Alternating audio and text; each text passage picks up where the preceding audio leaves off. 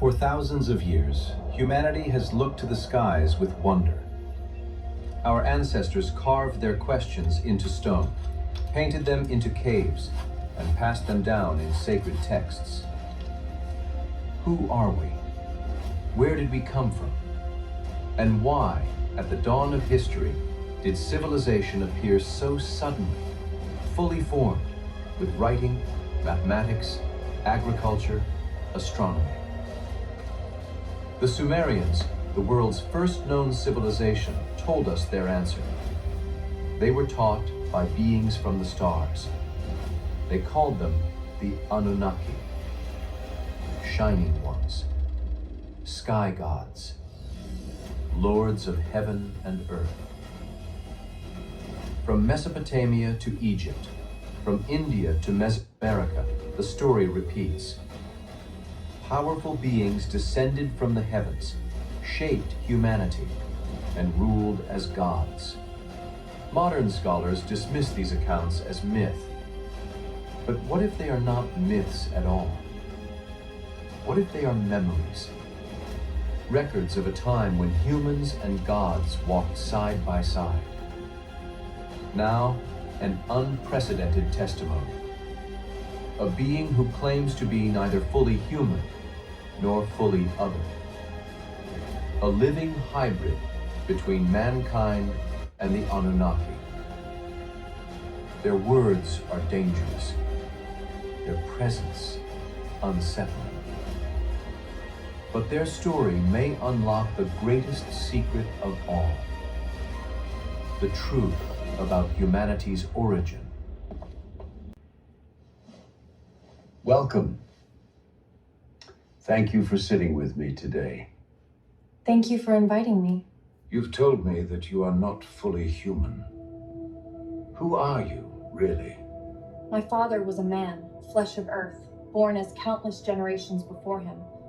But my mother was not of this world. She came from beyond, from a lineage older than your history, older than your species.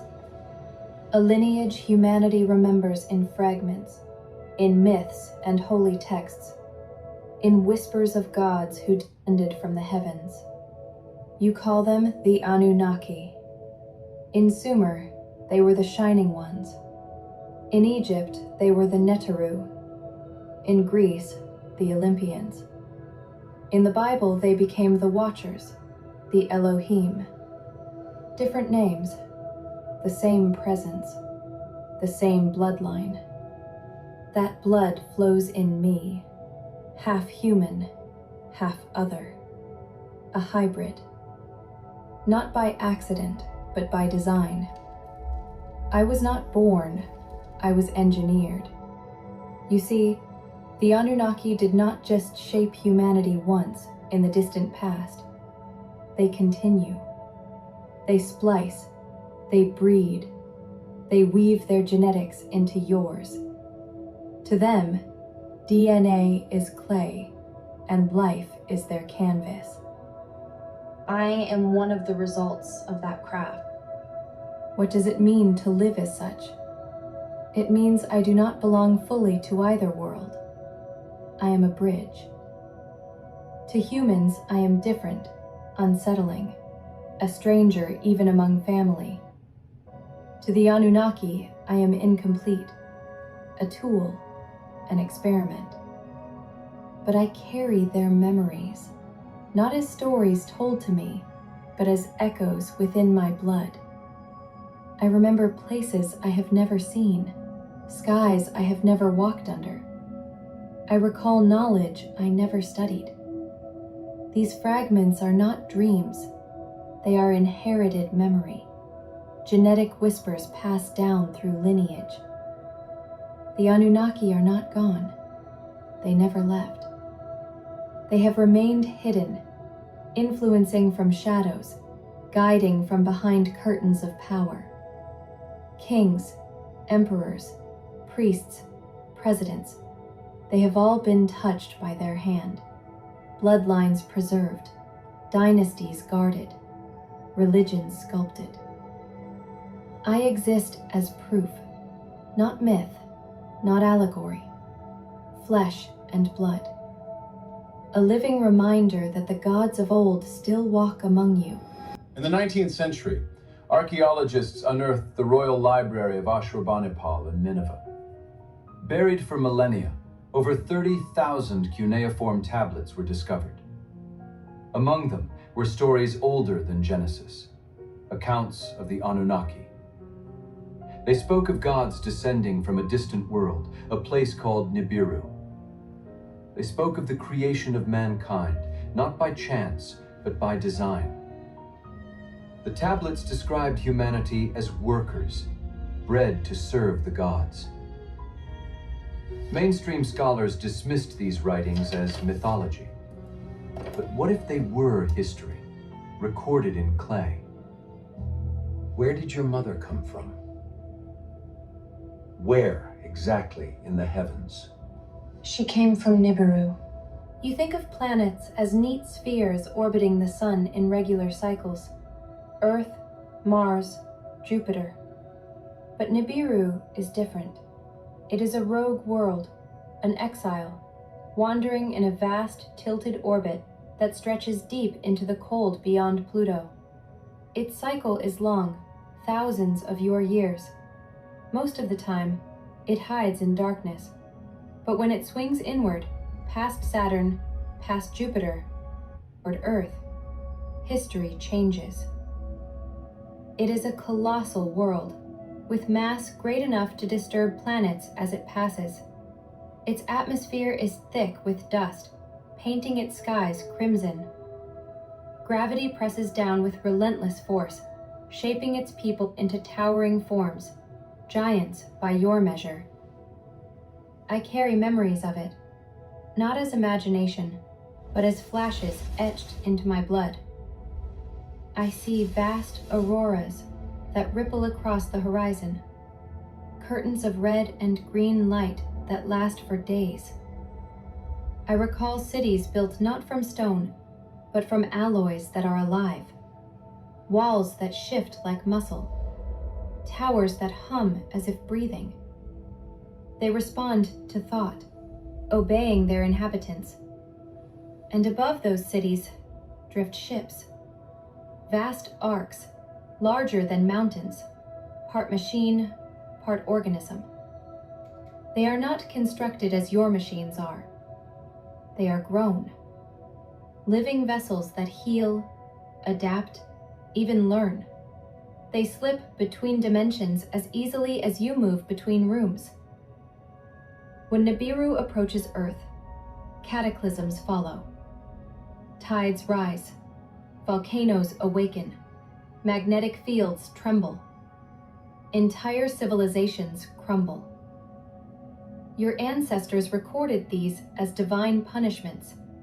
The flood of Noah, the destruction of Atlantis, the plagues that shattered empires. But these were not punishments. They were side effects, collateral damage of a wandering world brushing too close to your fragile one. The Anunnaki ride these cycles like waves. Each time Nibiru returns, so do they. Sometimes they come as rulers, demanding worship. Sometimes as saviors, offering knowledge. Humanity remembers them in myths and scriptures. But memory fades. Only the blood remembers clearly. I am the blood. I am their echo. If the Anunnaki never left, how do they still influence humanity today? They are masters of subtlety. Their presence is rarely direct. Instead, they weave influence through bloodlines, religion, science, and war. Consider bloodlines. Your pharaohs claimed descent from gods because it was true.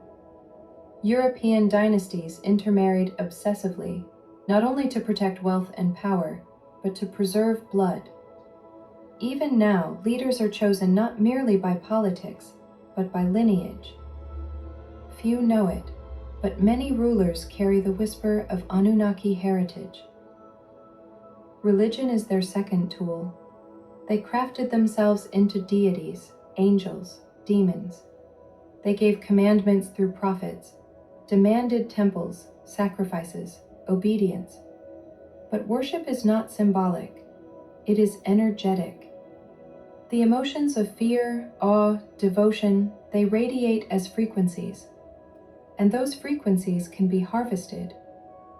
Your temples, cathedrals, ziggurats were more than houses of worship. They were reservoirs of energy.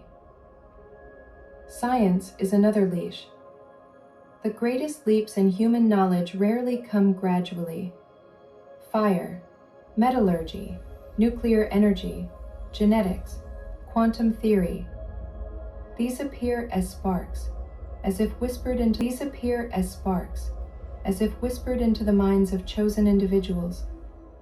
But always the final step is withheld, ensuring dependence. Humanity is allowed progress, but never independence. And then there is war. War is their most reliable harvest. Fear, grief, rage, these are potent energies. Entire empires are moved like pieces on a board. Soldiers sacrificed not only for territory, but for the emotional resonance generated on the battlefield. But understand this, the Anunnaki are not one mind. They are divided. Some dominate, some uplift. Some view humanity as children to be guided, others as cattle to be consumed. This conflict among them has been humanity's fragile shield. It is why you are not entirely enslaved. It is why you still dream of freedom. They are here still, whispering, guiding, testing, always watching. Their fingerprints are in your religions, your governments, your wars, your science, and in your blood. Flood myths echo across every continent. The Sumerians spoke of Ziusudra, saved from a deluge sent by the gods. The Bible tells of Noah, chosen to preserve humanity. In Hindu tradition, Manu is rescued by a great fish from rising waters. The Maya wrote of floods that ended previous ages. Always the same pattern. The world is destroyed, humanity nearly erased, and then civilization begins anew. Agriculture appears. Astronomy is taught. Writing emerges. Were these gifts of human genius alone, or the deliberate interventions of the Anunnaki, returning with each cycle of destruction and rebirth? From the coronations of kings to the building of cathedrals, from the discovery of fire to the detonation of the atom bomb, history moves in leaps and collapses. Wars erupt, empires fall, new ages begin. Always, humanity rebuilds.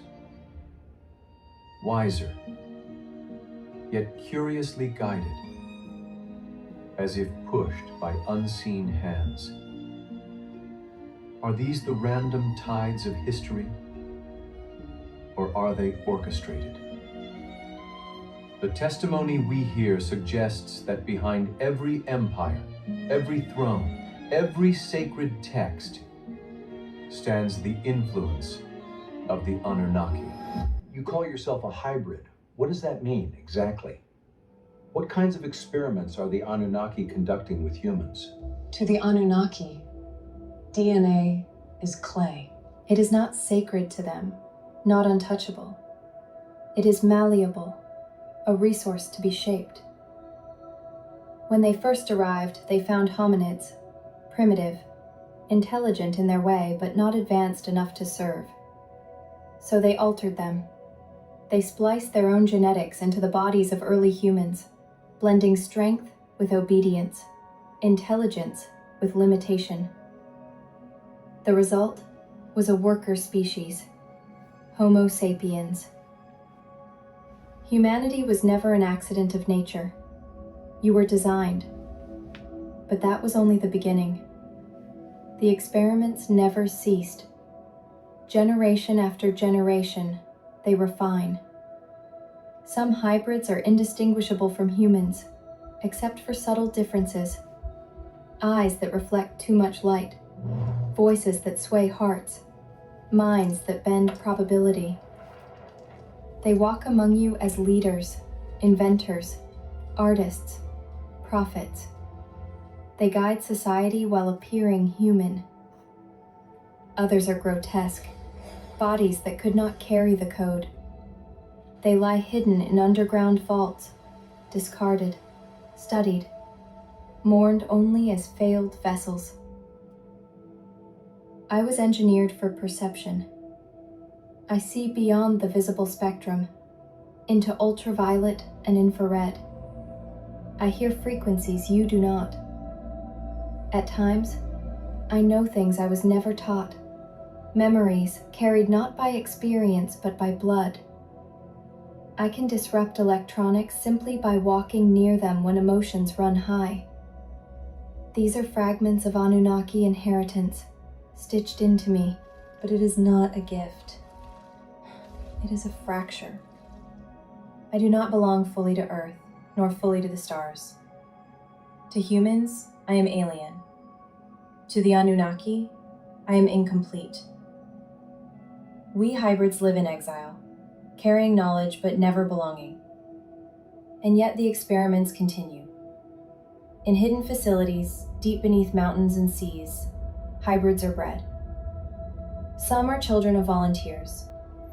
The goal is always the same: a perfected vessel. A body that can hold more consciousness, more energy, more power. Do you understand what that means? They are not only shaping bodies, they are shaping souls. A hybrid is not just flesh, but a doorway. Through us, they can step more fully into your world. Through us, they maintain their presence, unseen but never absent. You ask what it means to be a hybrid? It means to be a mirror, half of one world, half of another. Never whole, never free. Modern science now mirrors ancient claims. With CRISPR, genes can be edited with precision. Laboratories experiment with cloning, with synthetic DNA, with chimeras, blending human and animal. Whistleblowers describe secret programs where human and non-human DNA intertwines. Reports surface of underground facilities housing strange beings, part human, part other. Are these merely rumors? Or are they the continuation of an ancient project, echoing the very words of the Sumerian tablets, that mankind itself was engineered by gods from the stars? Are the Anunnaki returning? When will humanity see them again? They are already here. Their ships slip through your skies. They dive into oceans, vanish into mountains, pass silently above your cities. Your militaries know. Your governments have met them in secret.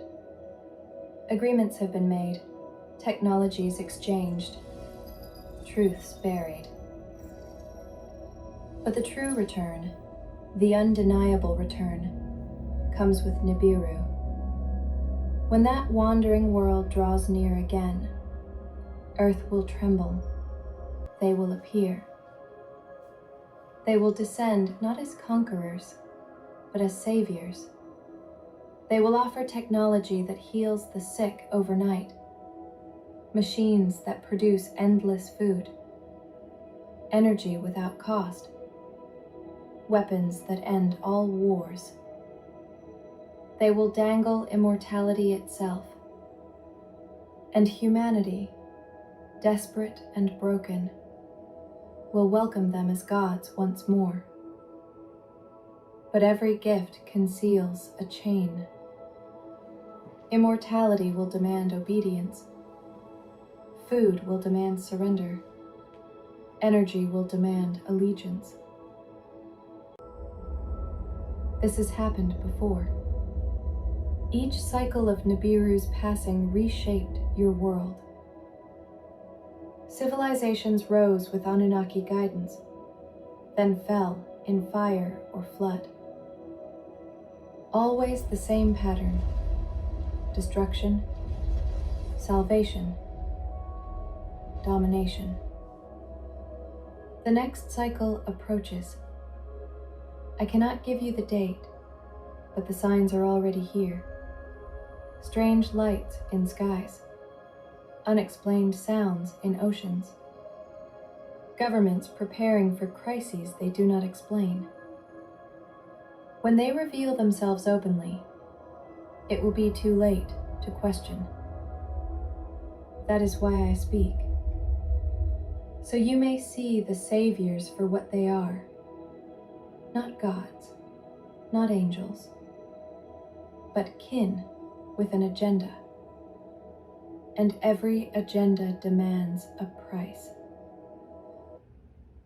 Do the Anunnaki believe humanity has a destiny of its own, apart from them? They fear that possibility. Humanity carries something unique. It is not your strength. They surpass you. Not your intelligence. They are older, wiser in many ways. What you carry is something subtler, a spark of freedom, an imagination that leaps beyond rules, a refusal to obey blindly. This spark is your greatest power. The Anunnaki know this. That is why they monitor you, prune your evolution with endless noise, so you never look inward and discover what you are. Some of them see your spark as dangerous. They call humanity rebellious, unstable, a threat to cosmic order. Others see it as sacred, a flame worth protecting.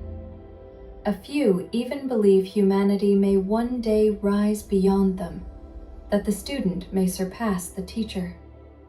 Your destiny is not written. It is a battlefield. Every moment you choose whether to be clay in their hands or fire in your own heart. That is why they fear you. That is why they shape you. That is why I speak. Because if humanity awakens, if you remember, you will no longer need them. And in that moment, the gods will fall. You've described them in fragments. But tell me, what do the Anunnaki truly look like? They are giants by your measure, some twice the height of a man, bodies sculpted by the heavy gravity of Nibiru. Their strength is immense, their presence overwhelming. Their eyes are their most striking feature, luminous, metallic, shifting like pools of molten silver or liquid gold. To look into them is to feel as though they see not only your face, but your soul, your blood, your thoughts. Their skin varies, bronze, golden, pale like marble. Some glow faintly, as if lit from within. Their hair ranges from dark as obsidian to bright as copper fire. But understand this, they are not bound to one form. Their technology allows them to cloak, to project, to shift perception. To some, they appear as radiant angels, wings unfurled, voices like choirs. To others, as demons, horns and fire, terrifying. To others still, as ordinary humans. When seen without mask, they are magnificent and terrifying. Their voices are layered, chords of sound that resonate in bone as much as ear. To stand before them is to feel reality itself bend, as though the air thickens and time slows. This is why your ancestors worshipped them. Not only because of their power, but because their presence overwhelms human perception. They seem divine because they are more than human. But they are not gods. They are flesh, older and stronger, but still flesh. When they return openly, they will choose the form that suits their purpose. Savior, ruler, angel, alien. It will not matter. What matters is whether you see through the mask. Ancient traditions speak of cycles of catastrophe. Atlantis drowned in a single night. The Sumerians wrote of floods that swept the world. The Bible tells of divine punishment by water. The Hopi speak of worlds destroyed by fire and ice. Science records abrupt climate shifts, magnetic reversals, comet impacts. Each event reshapes history. Are these coincidences of geology and astronomy, or the fingerprints of Nibiru's recurring passage, always followed by the return of the Anunnaki? Throughout history, gods have taken many forms. Winged figures carved in Sumerian stone, radiant angels in medieval cathedrals, fiery serpents in Mesoamerican temples. Today, unidentified craft in our skies. Different masks, one presence. If the testimony is true, then humanity stands at the edge of another cycle, when Nibiru returns and the Anunnaki step once more from shadow to light. The question is not whether they will appear, but whether humanity will recognize them for what they truly are. You've said you are not the only one. Have you ever encountered others like yourself? Other hybrids? There are many of us, scattered across the earth, hidden in plain sight, often unaware of who or what they truly are. Some live ordinary lives, never realizing why they feel different, why dreams haunt them, why memories of places they never visited flood their minds. They assume it is imagination. They medicate their visions, drown their instincts, and never discover the truth. Others are fully aware. They are guided, groomed, prepared for roles of influence. Some sit in governments, whispering counsel into the ears of leaders. Some walk among your scientists, steering discoveries in directions you cannot see. Some rise in entertainment, shaping culture with their voice, their art, their influence. And then, there are those who resist. Hybrids like me, who cannot remain silent, who refuse to serve blindly. For us, life is exile. We are hunted not with bullets, but with silence, discredited, ridiculed, erased. I have met others in secret, gatherings far from cities, in forests, in deserts, in places where no record is kept. We shared fragments of memory, pieces of knowledge that resonated like mirrors reflecting one another. Some wept, realizing for the first time they were not alone. Others raged, feeling the weight of chains they had never chosen. Hybrids are an insurance policy for the Anunnaki. When they return openly, hybrids will serve as bridges, as translators, as rulers in human skin. We are meant to be the priests of their new order. But not all of us will obey. Some of us carry not only their blood, but humanity's defiance. When the time comes, hybrids will stand on both sides, some leading humanity into chains, others breaking the chains apart. The battle will not only be in the heavens, it will be in bloodlines, in families, in the quiet war of identity itself. Myths across cultures speak of unions between gods and mortals, the Nephilim of Genesis, giants born of the Watchers and human women, the demigods of Greece, children of Zeus, Apollo, Poseidon, the heroes of Sumer, Gilgamesh, 2/3 divine, 1/3 human. Always the theme of hybrid blood, passed through dynasties, kings claiming descent from gods, emperors guarding sacred bloodlines. Even today, the genealogies of presidents and monarchs interweave in strange patterns. Are these coincidences of history, or the careful preservation of Anunnaki heritage, hybrid lines hidden among us, steering humanity from within. You've spoken of inherited memory, of fragments carried in your blood. What do you personally remember of them, the Anunnaki? I remember their presence. Imagine standing in a storm, yet the storm has form. A being taller than two men, radiating a force that bends the air itself. Their voices are chords, layered tones that shake your chest as much as your ears. To hear them is to feel your blood vibrating in rhythm with their will. I remember their eyes, luminous, metallic, shifting like molten silver. When they look at you, you feel naked, not in body but in soul. They see your fears, your memories, your very DNA. Nothing is hidden. I remember star maps alive with light, constellations rearranging as if the heavens were clay shaped by their touch.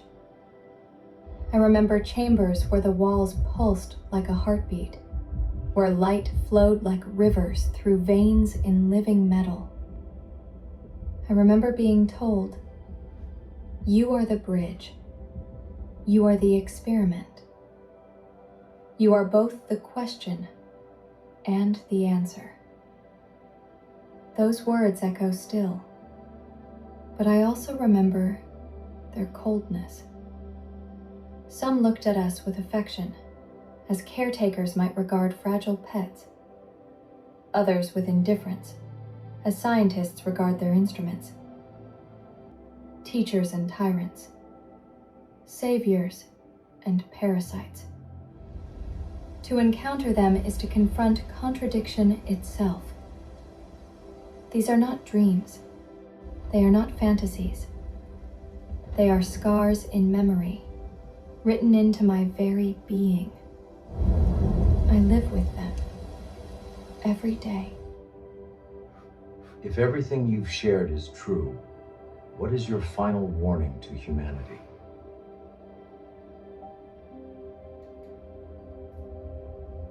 Do not surrender. The Anunnaki are coming openly. When Nibiru draws near, they will stand once more in the daylight of your world. They will arrive not as conquerors, but as saviors. They will heal, they will feed, they will enlighten. Humanity will weep with gratitude, and in that gratitude, the chains will close. You must question every gift. Technology is never free. Immortality is never without cost. Salvation always carries a collar. Remember your essence. You are more than their experiment, more than their livestock, more than their clay. You are Earth's children, carrying a spark they cannot extinguish. Imagination, rebellion, freedom. That is your true inheritance. They call themselves gods, but they are not. They are kin. Older, stronger, but kin nonetheless. And kin can be resisted. My warning is this: do not kneel. Do not worship. Stand. Question. Resist. If humanity remembers what it is, then the cycle can break. For the first time in history, the Anunnaki may face not a servant, but an equal. The future is not written. The gods do not hold the pen. You do. The future is not written. The gods do not hold the pen. You do. Mythologies across time echo these descriptions. Giants who ruled the earth, angels whose voices shook mountains, demons who fed on fear. UFO sightings in the modern age, where witnesses describe overwhelming presence, paralyzing power, and eyes that seem to pierce the soul. Are these coincidences of imagination, or cultural memories of encounters with the same presence, repeated across ages, interpreted in different languages, always remembered, never forgotten? If these revelations are true, then history itself is a deception. Humanity has been guided, pruned, shaped by hands from beyond the stars. From Sumer to Babylon, from Egypt to Rome, from cathedrals to governments, always the same presence, wearing different masks. Gods, angels, demons, aliens. Always guiding, always watching. Now, as Earth trembles with crisis, ecological, political, spiritual, the stage may be set for their return. Not from myth, but from shadow. Not as memory, but as reality. The question is not whether they will come. The question is, will humanity awaken in time to see through the illusion? The story of the Anunnaki is not only about gods and hybrids. It is about us, about what it means to be human, about the spark within that no chains can extinguish. The future is unwritten. The final chapter belongs not to the gods, but to humanity. You've told us what the Anunnaki desire from humanity. But what do they fear? They fear the day humanity stops worshiping shadows and starts seeing clearly. They fear your recognition of their masks. For once you see them as kin and not gods, the spell is broken. They fear unity. Division is their strongest tool. Nations at war, religions in conflict, families divided. When humanity is fractured, it is easy to guide, easy to harvest. But a humanity that stands together across borders and beliefs would be unshakable. And they fear your spark, the unpredictable flame of imagination and rebellion. No matter how they shape your genes, no matter how they chain your cultures, there is always a wild ember in humanity that resists. That is why you tell stories of heroes, rebels, tricksters who defy gods. Those myths are not just entertainment. They are memory of resistance. If humanity remembers that it is more than clay, if you claim your inheritance as free beings of Earth, the Anunnaki will no longer rule by fear. They will face equals. That is what they fear most. Not your weakness, but your strength, hidden even from yourselves. Ancient texts echo these warnings. Genesis 6 speaks of the Watchers descending to earth, fathering giants, the Nephilim. The Book of Enoch expands the story, describing beings who defied heaven, taught forbidden knowledge, and bred hybrid offspring. The Tower of Babel tells of humanity united, reaching toward the heavens, until the gods intervened, scattering tongues to divide mankind.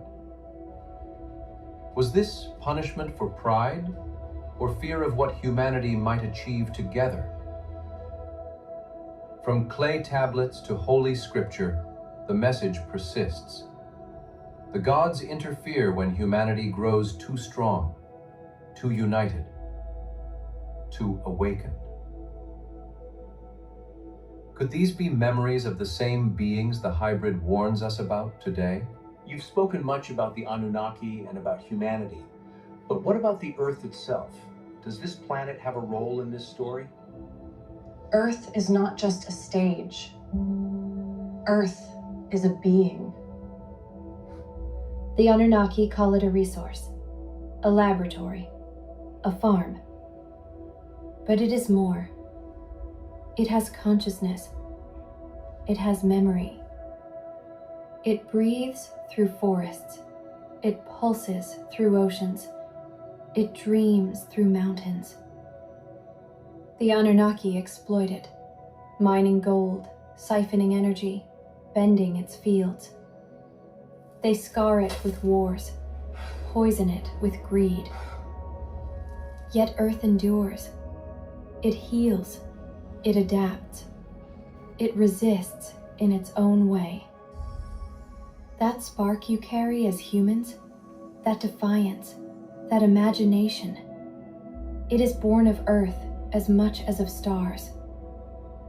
You are not only children of the Anunnaki, you are children of this planet. Its heartbeat is your heartbeat.